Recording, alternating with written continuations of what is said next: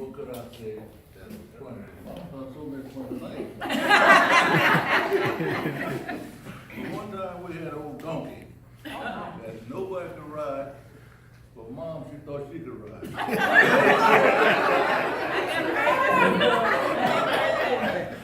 And she got on that donkey, straight to the clothesline.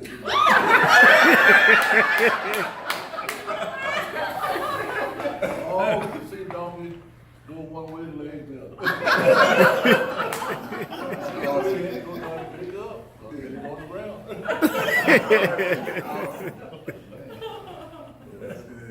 Well, I remember back in the day, you know, everybody smoked Lucky cigarettes. And so Mom would be on the phone, probably talking to her aunt, my aunt, my sister, aunt sister we call her.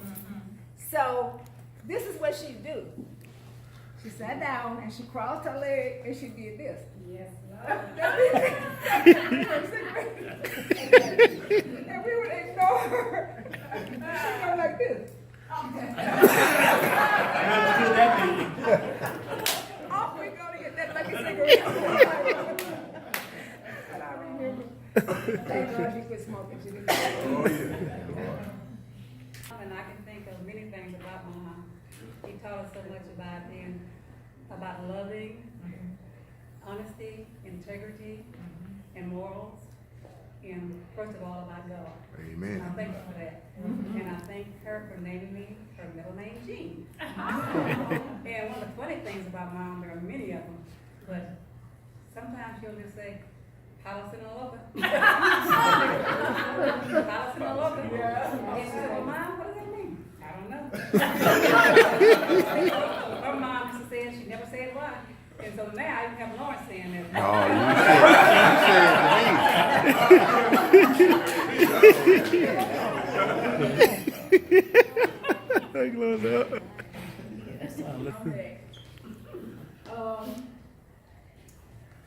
I used to drive from Dallas, come down here to see Mom and spend some time with her when I lived in Dallas. And seemed like it was something she wanted to say to me, but she didn't say it at the time. So next time I came down, she said, you know what? And we sitting there talking, she just got very serious. She said, you know what? You're too young a girl to be thought of. I said, Mama, okay. Well, you know, you're supposed to have somebody. I said, well, when the Lord, you know, take care of that for me. So she said, just looked up and then she said, Carolyn, what kind of having that bald-headed white man that you used to be married to?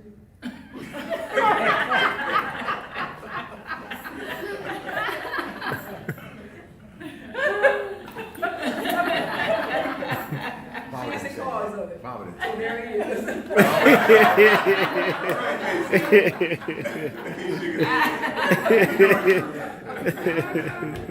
I just want to say that I thank God for my mom.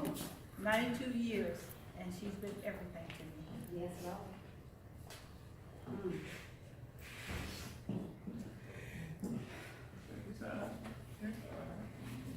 She's so wonderful. She's so wonderful. Yes, she is. She taught you about God, about the Bible, to be who you're supposed to be, who God said that you are, and to raise your children the way God said raise them. That's right. And I have done that. And I love her so much, and I thank God. And I just want to say thank you, Jesus, for my mom for 92 years. And I remember one day we were in the old house, the first house, and there was a snake out there. And she said, give me that rifle, give me that gun. She told Mac to do it.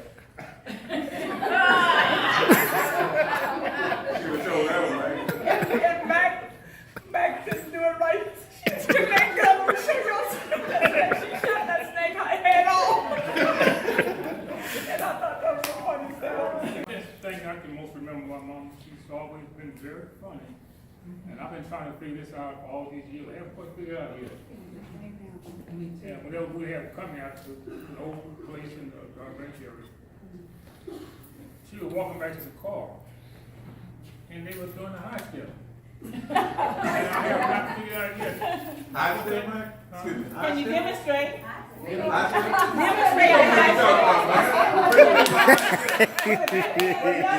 Y'all folks don't know what that means. We don't know. Each time they come and walk up, break the car, they would be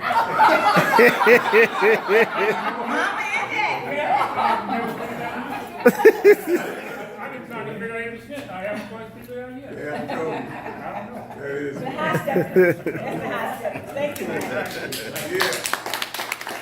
I love my mom so much. She's just who she is. Like you said, she can be funny, but she can be stern also. Now, I've said this many times, like, when we get spankings, really spankings, that really hurt. She told us she did it because she loved us. I cannot understand that, man. I cannot understand how she loved us and whip us like she did. Now you know. Older and grown, I can understand. But I think all of her 10 kids turned out to be pretty good kids. Yep. All the way around. And that's because of mama's disciplining us the way she did, because she said she loved us. And I can understand that now. All right. First and foremost, they did about God. She also taught us about a balance in life. Don't get too serious about life, especially about things you can't change. And so I know when I decided to, in my route in life, to go into the service, and Dad took it harder than Mom, because Mom said, let him go. He's gonna learn how to be a man. He's gonna learn. They're gonna make him or break him. That's what she said. And I came back, and of course, it was good. I got a couple more, if you will. I remember I was in church, a young boy, probably Mount Calvary, 9, 10 years old. And back then, for some reason, everybody didn't take a Bible to church. They listened to the word. They were intrigued with the word. But Mother had a Bible. So I'm sitting, and I'm whispering. I said, why do you have your Bible open? She said, son, let me tell you something. Don't let nobody beat your hell. Learn the word for yourself. Learn it for yourself. I never forgot that. That was it, and I'm going like it was funny, but it was real. I didn't start off learning for myself. You keep living, life will change you. Because it gets challenging. And so it's real. And lastly, I remember young again, one of our friends came back by the house. He had a motorcycle. Excuse me. And I'm riding around the block. I didn't know you can ride a motorcycle. I said, yes, ma'am. She said, I'll tell you what. Let me get on. She got on the back of that motorcycle. Yes, she did. Around the block we went. I'll never forget that. She's holding on to me. That was crazy. I said, what? She said, this is good. That's about all I have. I have more, but I don't have much time. So anyway, Mom was in there cooking breakfast, and it was a little warm. It was sometimes she's working hard. And pork chop, she was cooking the works for us. So anyway, whatever reason, Dad decided him and Lee gonna go up to the kettle and have a cup of coffee. So she said, breakfast is gonna be ready in just a moment. But then, he said, no, we're just gonna have coffee. It'll be all right, we'll be right back. But while they was there, the food started smelling good and they hadn't had breakfast. So they ate good and they come back and everything. So anyway, so Mom said, y'all come on in and have a seat. Come on, get ready for your breakfast. Lee said, oh no, we so full. She said, I guarantee you best come. And then Dad turned, I think we better go. So Lee, I don't know if it's a story about Mama or about Lee, because Lee never forgot that he was so full. He could not move from that table while he finished what was on his plate. I guarantee you, they did not go back to the kettle. And like I said, I have so many. I'll tell one more. Like I said, it's just so many stories. But anyway, this is when she was on Anover. Anyway, I would come down and spend a week or two, and y'all, that was some of the best time of my life, just spending time with her like that. Because after you married and move away, and then actually come and stay for days. So anyway, so we would stay up and we'd watch TV and everything. It'd be like 2 o'clock, and I'm like, Mama, you ready to go to bed? She said, no, I'm having a good time. I'm like, it's pretty late. How you say it? Because I have company. That's how I can stay up. And then we'd go lay down, and she still was talking. And she said, baby, don't you feel like some cookies? Oh. And I'm like, sure. And so I go get some cookies and she said, oh, this is good. We're having a party. So everything was a party. So anyway, I just want to say that I'm so, I don't even know the words, just so grateful, so thankful to watch her and grow from her and just see her strength.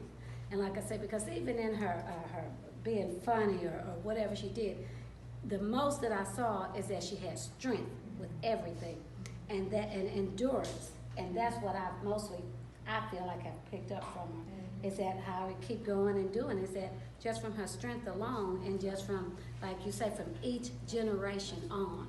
And so that makes me feel good that that's just gonna just keep going and keep living on. So anyway, again, happy birthday to Mom. I'm so glad to see everybody. And we just feel we're just blessed. All right. That's all I have to say. At this point, I just want to thank Mama. You know, as everybody knows, we're celebrating her 92nd birthday, but I think I shared with Suki one time, one of my sisters, that how grateful I am because for Mama to have to prepare meals every day for 12 people, 10 kids and Mama and Daddy. And always good. And always good. Oh. And she enjoyed doing it for us. We've never been hungry. You know, like the scripture said, I've been young, now I'm old. Yet have I not seen the righteous forsaken nor seed begging bread. And so my mother has been there for us. We were never hungry. And she always would, every Sunday, pineapple cake. Potato salad, fried chicken, and then had enough for company. I don't know how she did that, because people were always stopping by. But I think right now I had two children and a husband, and I didn't cook all the time for them. So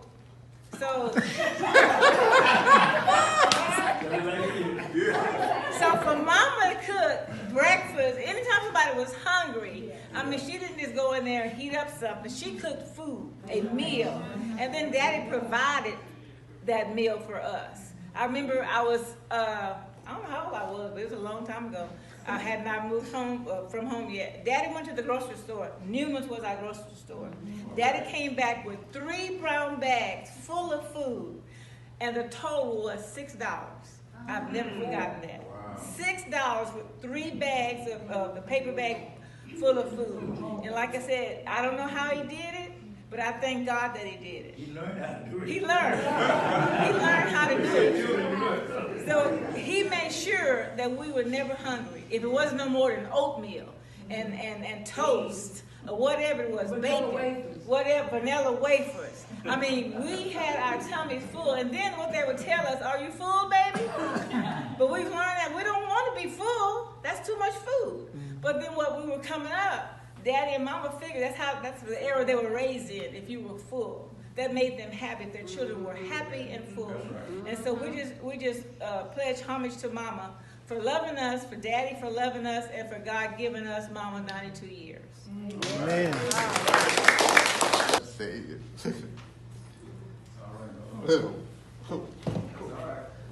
I love her too. And I thank God for her because if she didn't have, gave me a wife. All right. And I used to talk to her all the time. Every day. And I used to know, I know about everybody. She would tell me about everybody. People I didn't even know she would tell me about. Everybody. And I used to talk to her. I kind of missed him on talks in a way, but I know she thinks of me sometimes. All the time. Where's Lawrence? Yeah, she asked me the other day. And I miss the talks, and I thank God for her too, because she's like a mama to me. All right. Happy birthday.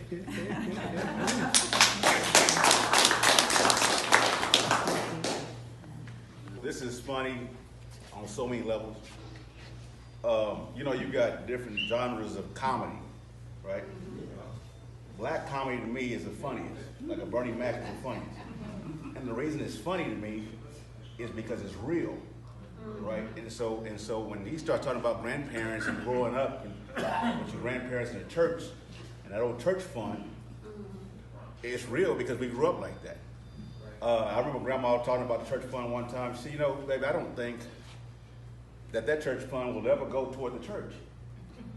We're paying for the church fund, but it ain't ever going toward the church. And I remember that. And I must have been 4 or 5. So to hear them talk about that, I think it was Steve Harvey, he said, whatever happened to that old church fund?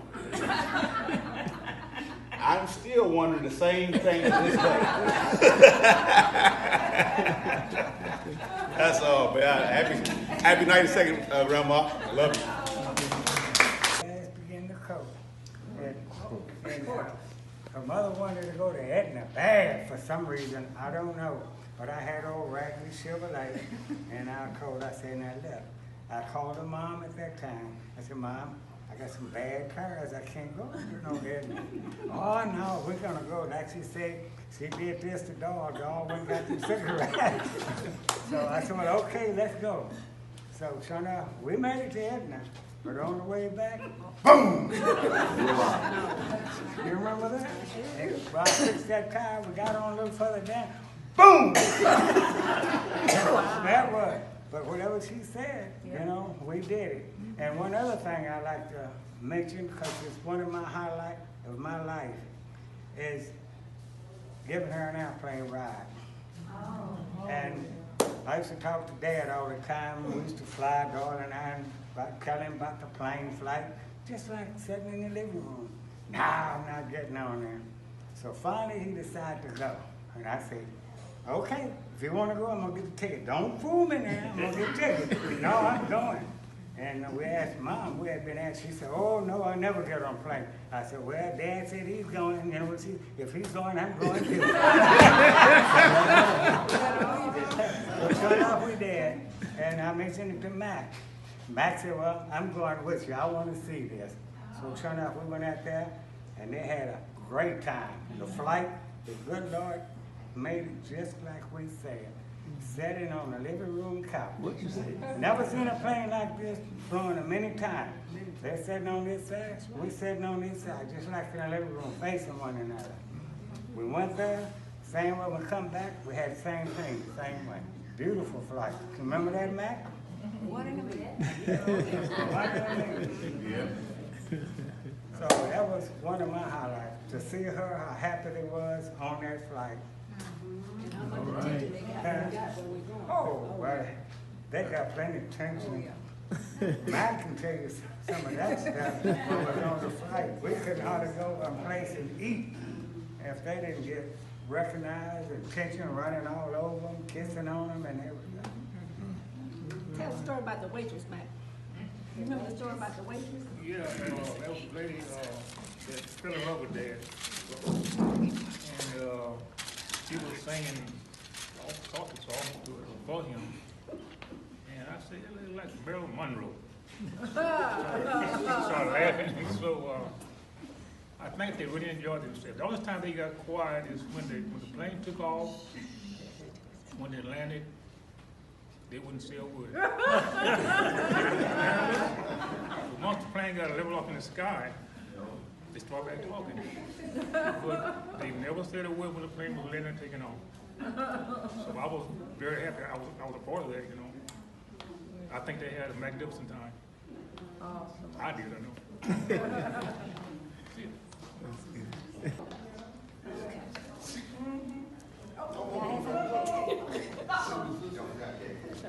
Okay, no, just what everybody's saying, it's like, Mom is such a special person because it's just so many facets to her. It's just like she's funny, she's serious, she's strong.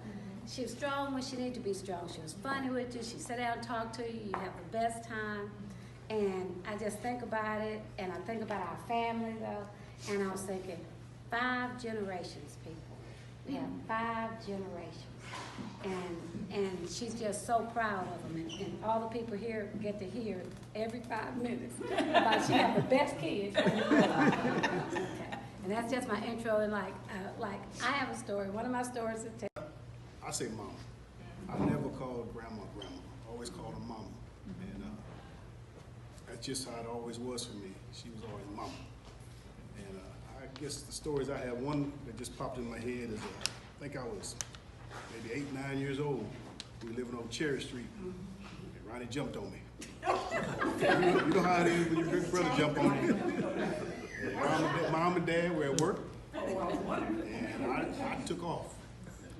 And I made it about halfway down Delmar by that little corner store, and somebody picked me up. Say, son, where you going? I said, I'm going to see my mama.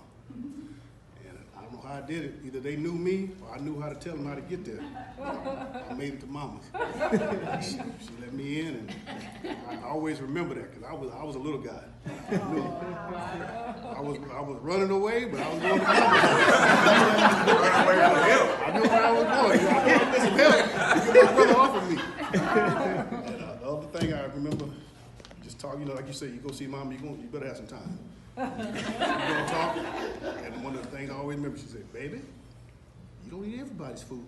That's right. Remember that. Happy birthday, I love you. Right. Grandma, you know, I used to always enjoy after church, Mama would take me to Grandma's house. And like Aunt Barbara was saying, Sundays having the breakfast there and the pineapple cake. Pineapple cake is my favorite cake of all time because of Grandma. Because of Grandma. And I even got my wife cooking me pineapple cake now. So from Grandma to my mom, pineapple cake, she know that's my birthday cake. And now my wife.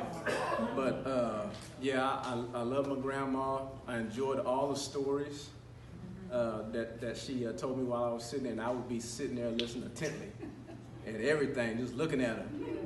And I always wanted to know what Indian tribe were we from, because I seen a picture on the wall, and I said, that lady looked like an Indian.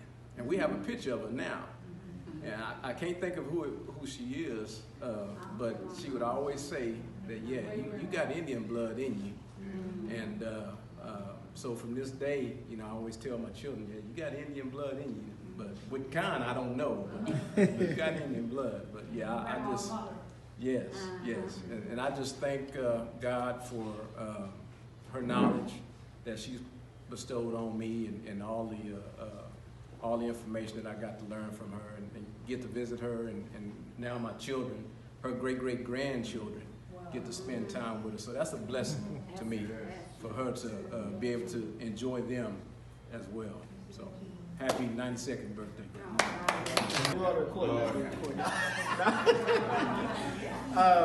One of the things that brings a lot of happiness and smiles to me is when I come see my grandmother.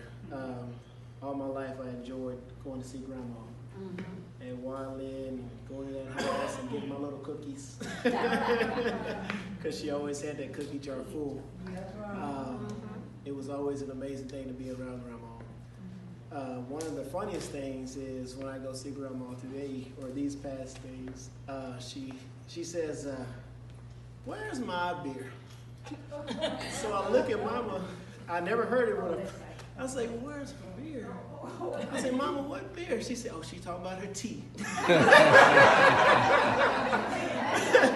So she gets her tea. She said, this beer so good. But I like to say, happy 92nd birthday, Grandma. We love you.